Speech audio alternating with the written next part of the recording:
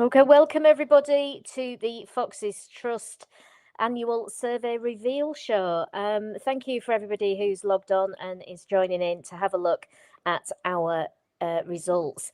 Lots of you took part in the survey this year, the most that we've ever had. So hopefully you'll be interested in some of the stats that we've got to show you. So we'll just pop up now with the agenda, what we're going to follow today. It's hopefully going to be a relatively quick meeting. We're just going to whiz through the headline stats for you and give you the link then to do a deep dive into the results yourself. We've got all the data on a website for you, which we will post at the end. So the agenda for tonight, let's have a look. So we're going to do a little bit about our approach to running the survey, what we did different to last year. We took some feedback. We are not professional survey designers in a million years, so we took some feedback on last year's. Some critical friends have had a look at it this year, and we'll tell you about the methodology that we took.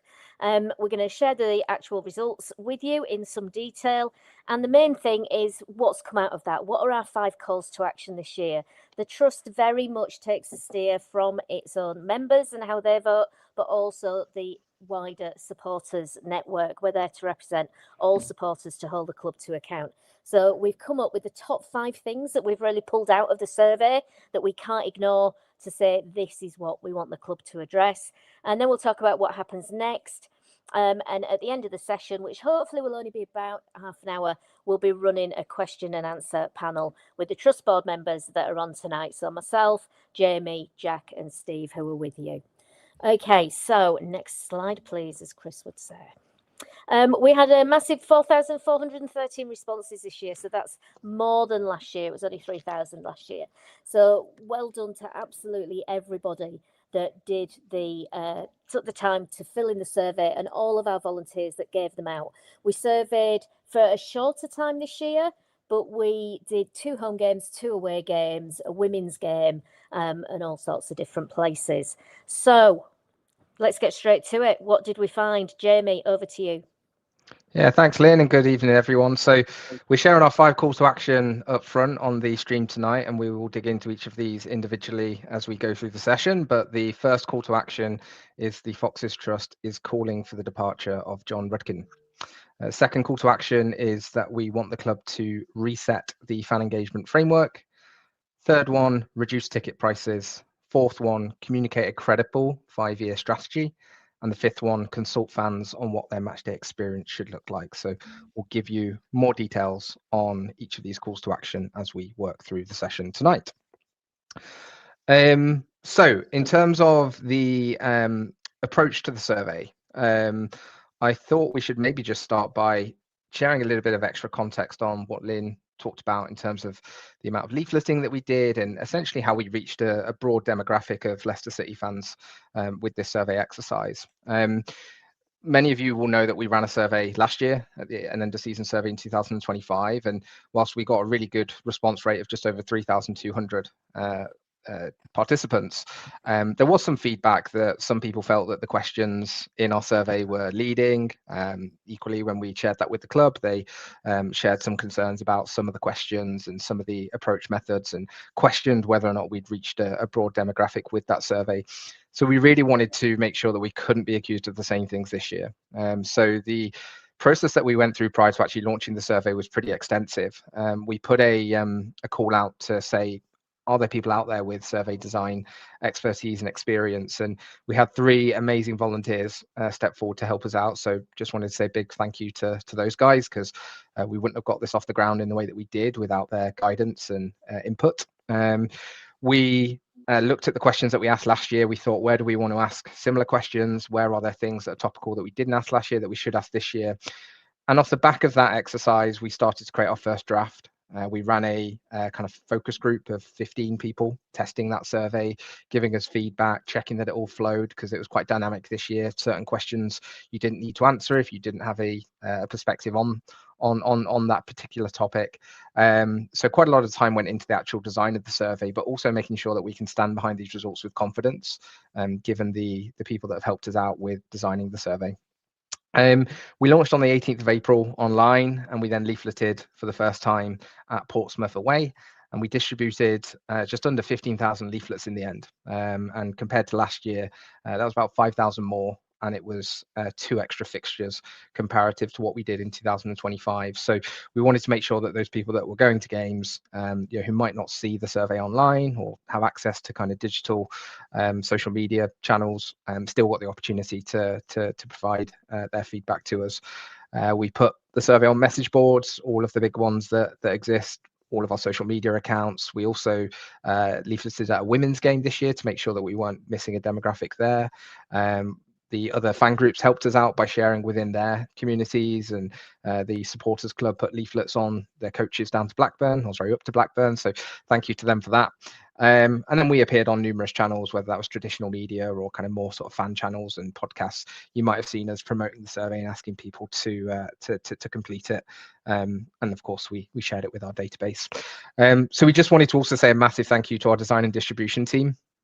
The trust isn't always perfect. The work that we do, we can always do more. We know that, but ultimately everybody who supports the trust by giving some time is a volunteer, and you can see the number of names on this slide that gave up some time to help us get the survey out there or to help us design it. So we really appreciate their help and support. So thank you for getting us where we did in terms of the final sample size.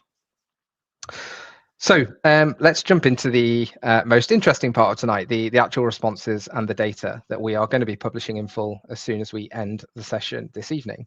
So to do that, we are actually going to jump out of our PowerPoint presentation and take you to a website where you can access the results yourself. And this will be available to anybody who wants to kind of really dig into the data following the session.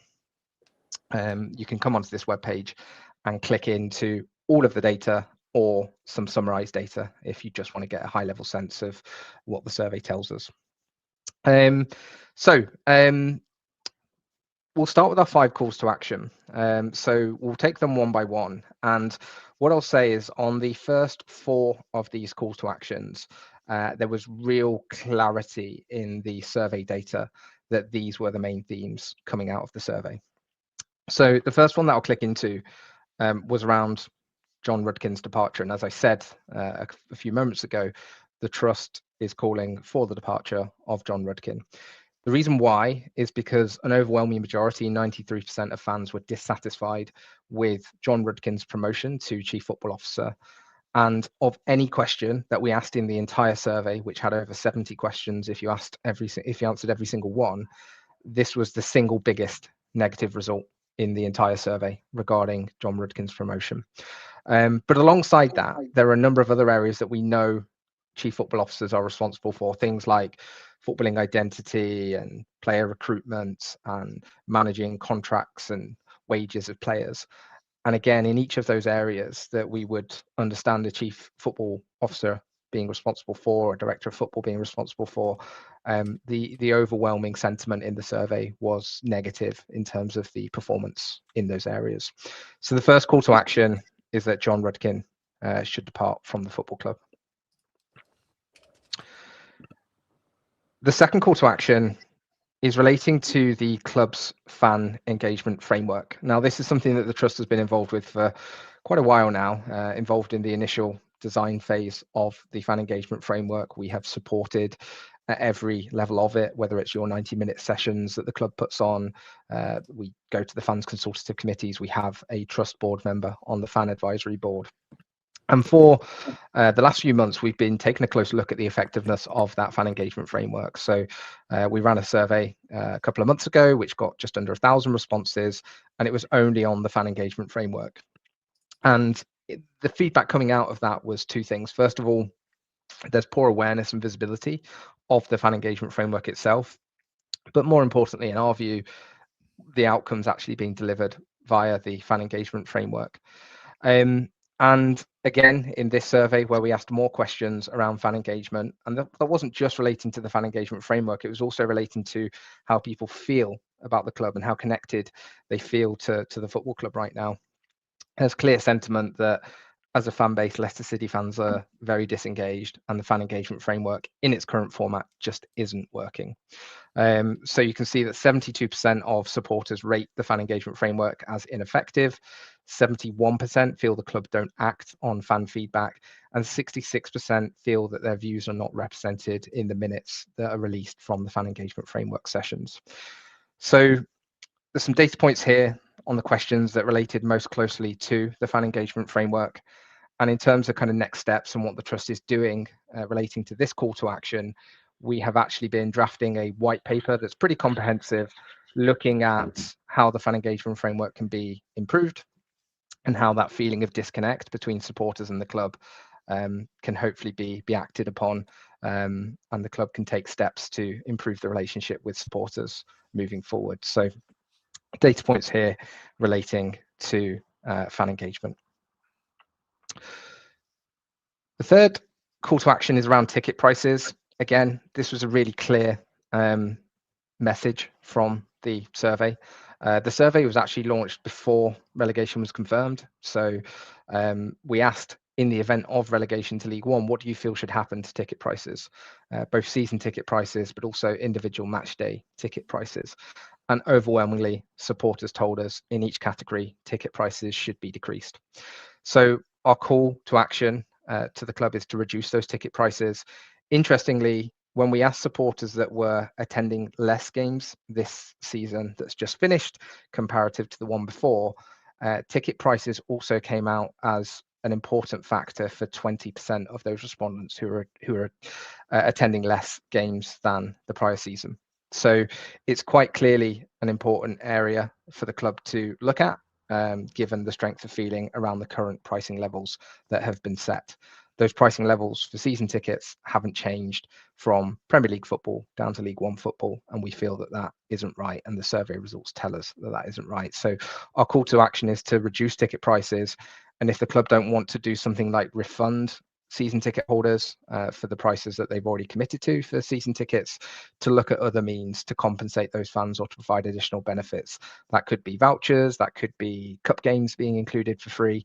There's a number of different options that the club can come up with to reflect the desire for ticket prices to reduce.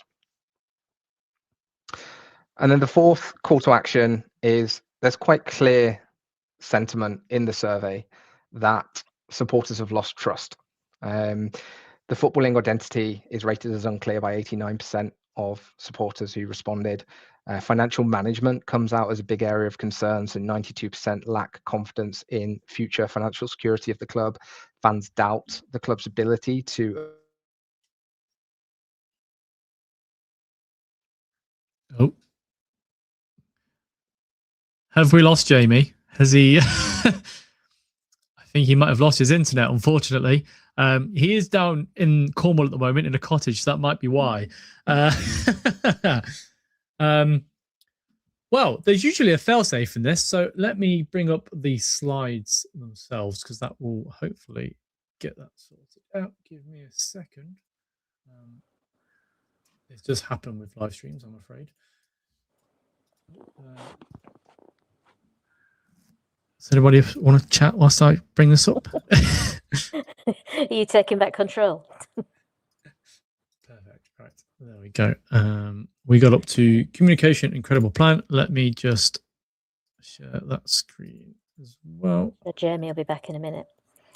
Thanks to everybody for the comments so far. If you logged in on YouTube, we're seeing all the comments coming through. Oh, my screen has just gone blank as well. Right. Where were we? Was it number 4? Number 4. We were on. Number 4. Yeah, a clear, credible 5-year plan. There you go. Yes. So we asked if there was a clear, credible 5-year plan. No, Jamie, your audio is not working. He is just sent in the chat. This is always happens. Right. So as you can see, there are supportive people in regards to changing of the ownership itself, and how clear the responsibility of the new executive leadership team are, which, as you can see, not very clear at all. 79%. Jamie has re-entered the chat, so let me bring him back in. Hello, Jamie. I lost connection.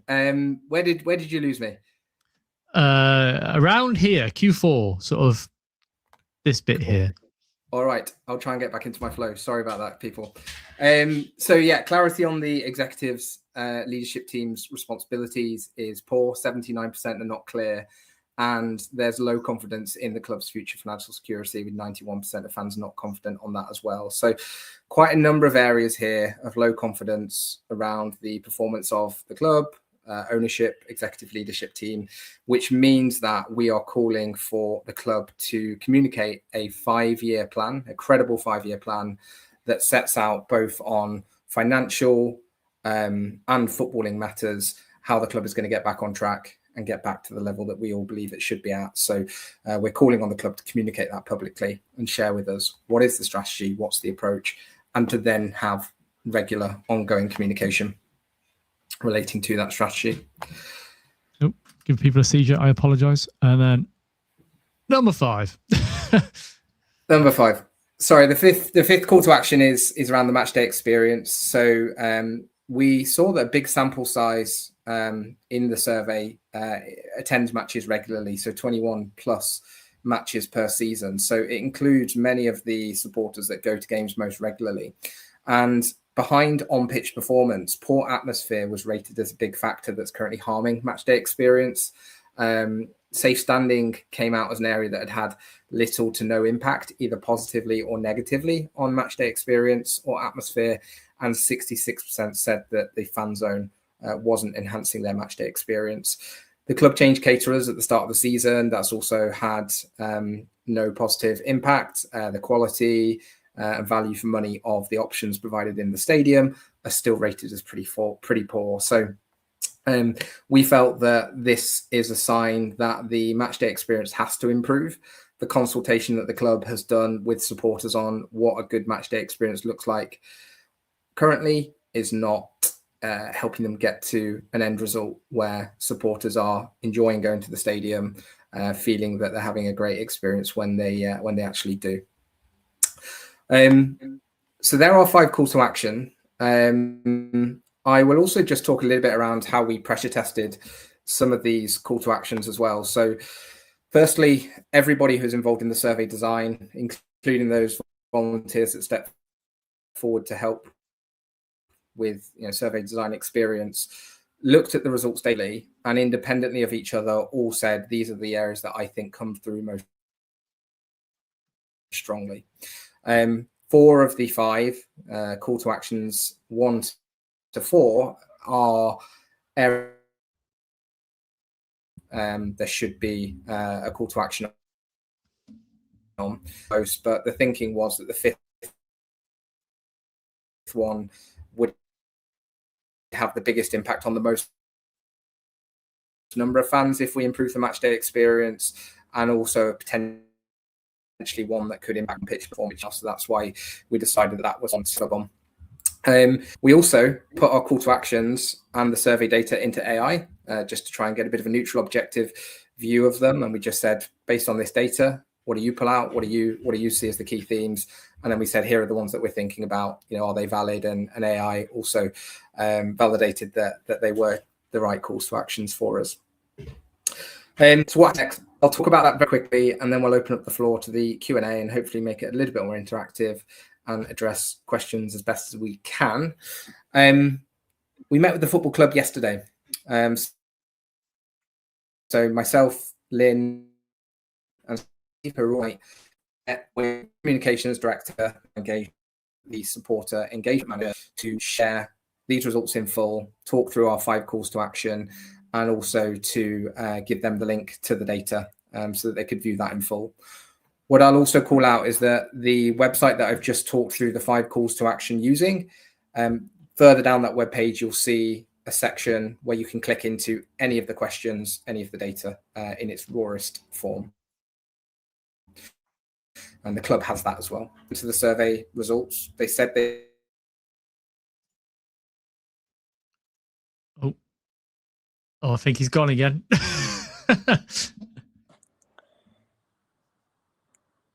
Hello? Right, internet in Devon. Yeah, internet in Devon is not very good. Sorry, Jamie, we'll jump in there.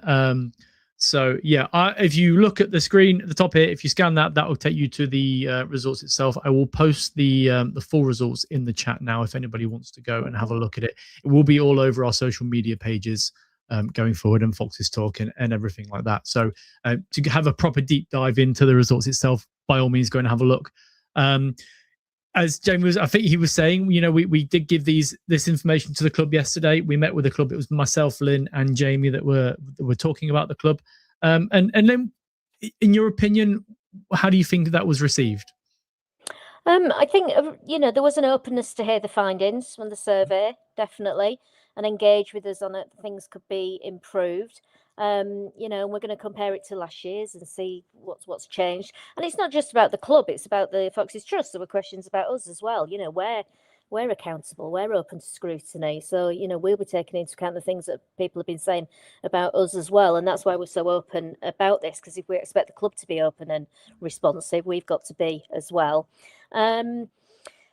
What's coming out of it really quite strongly is that some of the feedback the club gets is very different to the feedback that we get in our big survey. They maybe don't get so many people responding, but they do tap into lots of different areas through the fan engagement framework. And they're keen to understand why there's that disparity between what the club hears through their channels and what the trust survey tells them. So that's something that we really need to feed into this fan engagement review process that we're moving into. It's the third year of the fan engagement plan.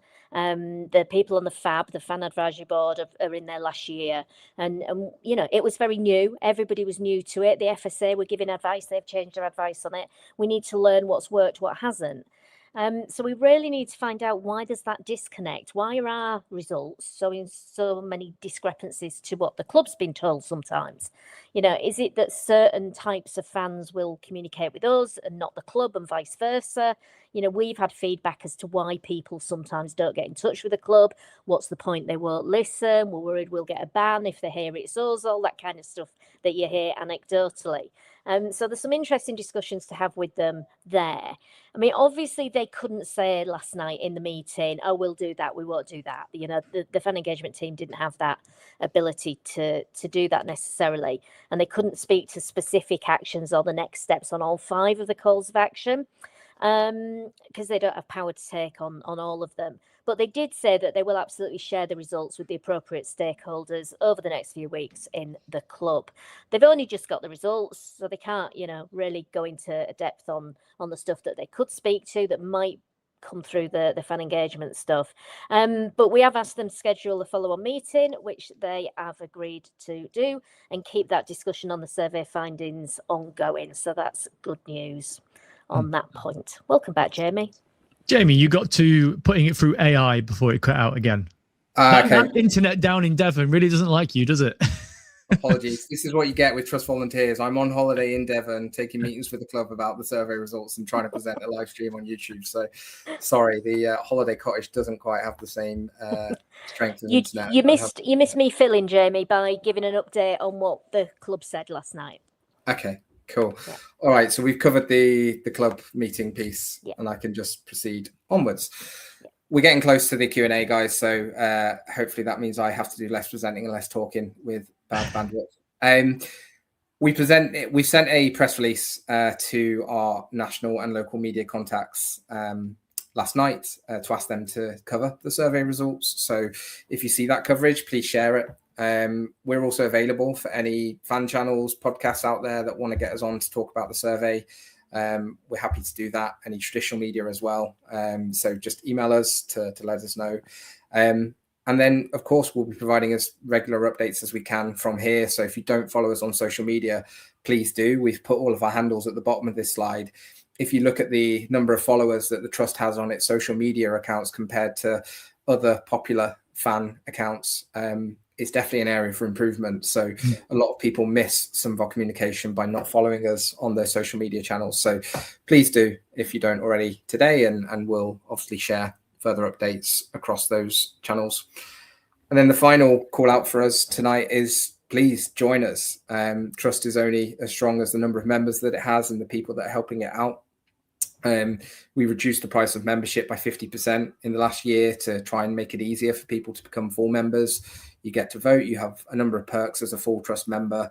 And for those that aren't quite ready to join full membership, we also introduced a free membership tier with the End of Season Survey. So if you're not a member of any form, whether it's free or full, I'd ask you why. It's a really important time for Leicester City fans to have a strong voice We're here trying to be that, but the more people that we have as members, the better input that we have from the fan base on what they need us to be doing, and the more weight that we hold with the club.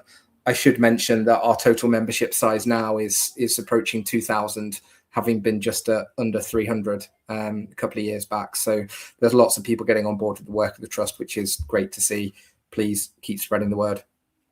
So on to the Q&A. You've got the four of us on the line tonight. We're happy to cover any questions about the survey, next steps, or questions about the trust in general. So I'll stop sharing and pass over to Steve, who's going to help mediate and tell us some of the questions that are coming in. Yes. So first of all, please hit the subscribe button. I've always wanted to say that on YouTube as part of a channel. So hit the subscribe button and follow the trust on YouTube. And we will be doing more membership events going forward. So look out for that. Right. Any questions in the chat? Well, the first one will go from Wilford Co. He says, "What do you actually get with your membership?" Now, you briefly touched on it there, Jamie. But do you want to go into a little bit more detail and potentially what we might have coming up as well? Yeah. So I think the answer to that question will be very different 6 months from now than it is today. I think probably historically people who've joined the trust, what they've got for their membership is the ability to democratically influence the trust, to vote in elections, to participate in member-only surveys, to have feedback into the trust on what they want them saying to the club or doing with the club. And we've recently set up a working group to say we've kind of got to be doing more than that. So we've got to be offering perks and benefits. So you might have seen recently we agreed a discount for away fans at Sheffield Wednesday. We will have perks like that in future that are only for trust members. We also got a discount for the Q&A night at the Athena that Danny Simpson was putting on. That was about £5.50 discount. The cost of the trust membership, if you've joined in the last 12 months, is only £5. So we give you kind of monetary benefits and kind of perks, that kind of put some money back in your pocket for being a trust member. But we're also looking at running some member events. So we are currently hoping to run one in late July, which will be exclusive for members only. We're looking at something around the title win and maybe some prominent journalists coming along and sharing some stories from. He's gone again. There we go. Right. It's just about finished. This has come up a couple of times, so I'm going to have to bring it up as well, just so we don't look like we're sort of dodging the question. But who was there from the club to give the data to? Now, Lynn, I can take it if you like, or do you want to take it? Don't mind. You go. Okay, well, so we had Imogen, who is Imi. She's head of fan engagement, I believe. There's Anthony, who was the head of communications at Leicester. And then there's a Louise, which I'm going to be honest, I can't remember what job title she does. I'm sure it's important, but I can't remember. Do you know what it is, Lynn? Yeah, Lou's the supporter engagement manager. And Anthony's the director of comms. So they, along with Jim, who I think everybody knows Jim, God bless him, make up, with LCFC Help and that team there, part of the fan engagement part of the club. So there were three of them there last night, and Jim's been copied into some of the comms as well. I don't think he could make it last night. But they were the team that we met when the trust met them as a whole board as well, to get to know each other. They were, quite happy to meet the new trust board for this year and get to know us.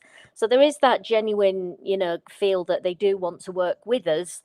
We just have sticking points. We both have our own bits that, we have to do it for our members. They've got to do things for their club. And sometimes we will butt heads, and sometimes, hopefully, more often than not, we'll be able to work together constructively going forward. And that goes perfectly into this comment here, actually. When presenting the data to the club, did they in any way communicate about how the data will be utilised by the club itself? No, they didn't. Not at this point. No, I mean, they only got the information last night. So, they need time to digest it and share it around to the relevant people. And then, as Jamie and Lynn both said, we will be having a sort of catch up with them a bit later on down the line. He's back again. Don't worry, Jamie, we're nearly finished by the looks of it. So I give up. I'm leaving it to you three now. Okay, cool. The thing about the data, some of the calls to action, are things that they did give a hint that some of that stuff they're probably working on already, which was good news. The proof, as we always say in the trust, will be in the eating, etc. We'll see whether whether it comes to fruition, because it's very much about action, not words, isn't it? We want to see outcomes. And when you see what we've been doing with the fan engagement review, we've very much been focusing on, you said we did, where are the results of that? It's all very well putting something in place and say, look, we do this, but what were the outcomes? That's the really important thing for us as a trust. So yeah, we'll see what comes out of the data analysis. I'm going to throw one to Jack now because he's been sat there patiently waiting. Yeah. Jack, am I right in thinking that you were sort of communicating with the club in regards to safe standing at the time? What do you think is coming in to improve the atmosphere? We need more safe standing in the stadium as part of UFS. What are your feelings there? I think ultimately there's not a perfect answer to it.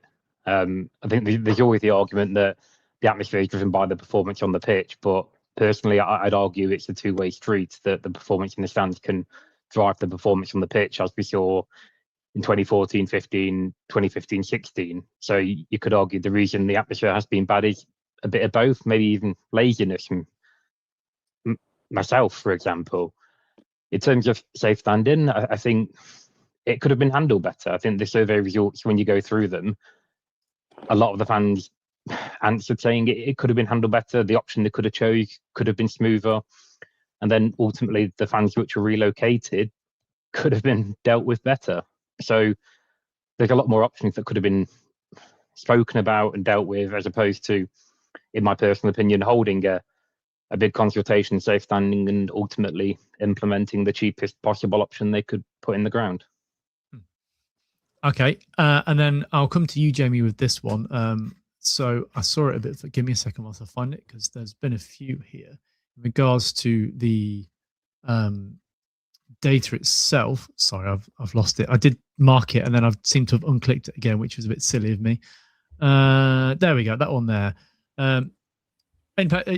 Was SPSS used for the analysis? I don't know what that is. I don't know SPSS either. No. Okay, well, there's that one. I will put the widget again at the top right now if you do want to go and look at the survey results. It does have it all there, so please go and have a look by all means. And then just a couple more before we end, because let's be honest, we all want to go watch Palace get beaten in the final. So this is from Luke. Did you get any sense that the club are even aware of the total discontent? Yes.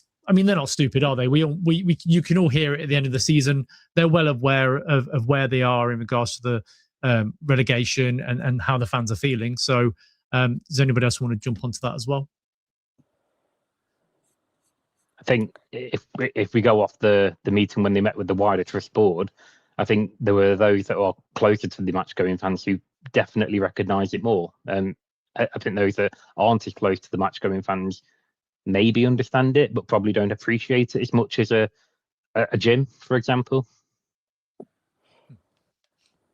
And then finally, so this is a bit of a one that I'm not sure how we're going to be able to actually answer properly, but how long do you give them without acting on your CTAs before you press it even further? And what do the next steps look like for the Foxes Trust if you don't feel heard?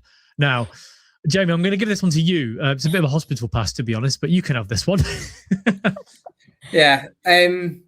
So we discussed timeframes last night with the club and we set our expectations. Are we going to get the next meeting as quickly as we would like and asked for? Possibly not. There are some genuine reasons there around holidays that are happening at the club and other events and things like that. So we're giving them a little bit of leeway on the time frame that we asked for the next meeting, and we've got commitment for the next meeting, which is the main thing, and we'll press them if that doesn't happen in a timely fashion. In terms of the call to actions themselves, I guess it depends on each of the calls to actions, because the fan engagement framework one, for example, we're delivering that white paper in the next week or so that sets out very clearly where we see opportunities to improve and how that should happen. But we have also told the club that we're monitoring that over the next 6 months and that we need to see improvement. The trust supports it currently, invests a lot of time and energy into playing its part within the fan engagement framework. We feel that 6 months is a reasonable amount of time for that to have to improve, right? Once they've got our feedback. Something like ticket prices, of course, that's a lot more immediate, right? And we'd hope to see something on that, very, very quickly if the club is going to move. So it depends on each of the calls to actions. Equally, as kind of, I think I heard Lynn talk about, if you look at call to action number 1, there's nothing that the trust can do to remove John Rudkin other than make the recommendation and share the data. Equally, some of those people at the club that we met last night to share the results, they can't do that either. So setting timeframes on that one, it's just not something that we can do, right? So it very much, it's a bit of a long answer, but it very much depends on each of the call to action. Hopefully you've seen the stance of the trust over the last year change and be a little bit more challenging and push. We're not afraid to ruffle feathers if we need to. We feel that the performance of the club currently isn't acceptable, and we think that there's a lot of areas for improvement. Of course, if we feel that we're getting nowhere, we'll look at how we escalate, because if the club doesn't listen now off the back of these results, with all of the things that happened recently, when will they listen? So, the role of the trust, what it is, what it's there to do, might look considerably different over the next few months if we don't see some change. Yeah, thanks, Jamie. Can I just pick one quick one up in the chat? Hitesh, is there a subgroup of fans that are not in the Leicester area? A lot of the people that filled the survey in were from the Leicester area, but we know that there's obviously a lot of people outside. If you are a Fox Isle and you want to get involved with the trust, if you want to help set up a Fox Isle subgroup, that can raise issues about what the difficulties of not living in the area, what do you miss out on, etc., get in touch with us, email us, hit us up on socials, etc., because that is definitely a demographic that we would love to hear from. Especially because I am an exile. I live in Lincoln. I am a Leicestershire lad originally, but I live in Lincoln, so I am an exile. So there are loads of us out there. And actually, I think in the survey itself, there was a higher number than we expected, really, wasn't there? So it was nice to see. Well, that all concludes today's survey results reveal. By all means, go and check the data. It's yourself. I will post a link to that again in the comments. It is just the Foxes Trust. Sorry, it's just foxestrust.co.uk/surveys. So go and have a look at that. And if you have any questions, we're on social media: X, Facebook, Instagram, Blue Sky, YouTube, Carrier Pigeon. So yeah, please get in contact with us, and we'll see you hopefully again soon. So thank you, everyone.